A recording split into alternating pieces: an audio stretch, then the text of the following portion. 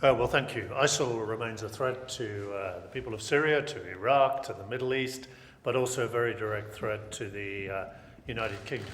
We will continue to build the case for military action in northeast Syria, where ISIL is headquartered, where its command and control is, and from where its supply routes are being used to fuel its campaign in Iraq. And the Russian intervention doesn't change that. We will continue to build the case for support for military action in the new parliament. No, that's... Any more information on what you know about the presence of Iranian troops in Syria and whether you've seen that growing and at what pace recently? Well, first, with respect, I've seen those reports also. I can't confirm them. Obviously, we know that Iran supports Assad, and that is one of the range of Iranian malign influences throughout the region that the United States is committed to countering. That's why we stand with our friends and allies throughout the Middle East, as we have emphasized in connection with other activities of Iran around the region. But I can't give you any further information on that particular report. Thank you. Well, NATO is certainly determined to prevent the Russian intervention from diverting any focus on our effort against the coalition effort against ISIL, or to destabilize the eastern Mediterranean. And an incursion into Turkish airspace, of course, is an incursion across a NATO border, and that only has reinforced the determination of NATO members to protect each other and to look to their collective security.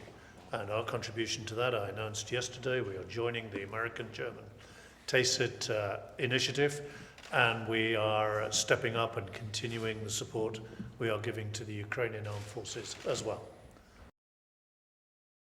Fine, I'll answer. With respect to the issue of training forces in Syria that will take the fight to ISIL on Syrian territory, that is an important ingredient of our overall counter-ISIL strategy, and the United States remains committed to that.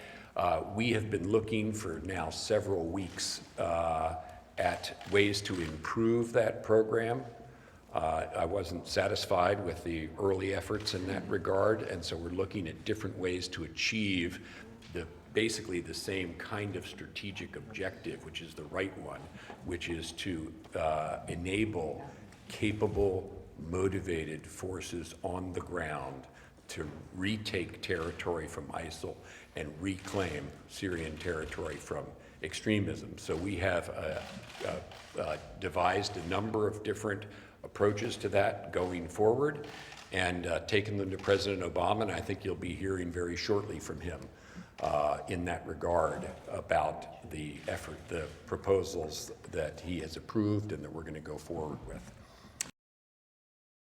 Since the Russians began their activities there, is that their actions are going to have the effect of inflaming the very extremism that even Russia claims to want to combat.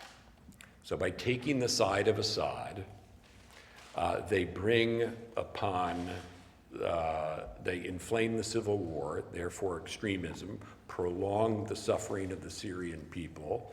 They're going to have the effect also of turning everyone against Russia itself. So this will boomerang in a very direct way on Russian security, and therefore I don't think it is in their security interest to take this step. But it absolutely has the effect of inflaming ISIL and inflaming extremism, and that's the reason why I have consistently said that their strategy is illogical and self-defeating. Right, you had a third question on Afghanistan, I think. The answer to that is no.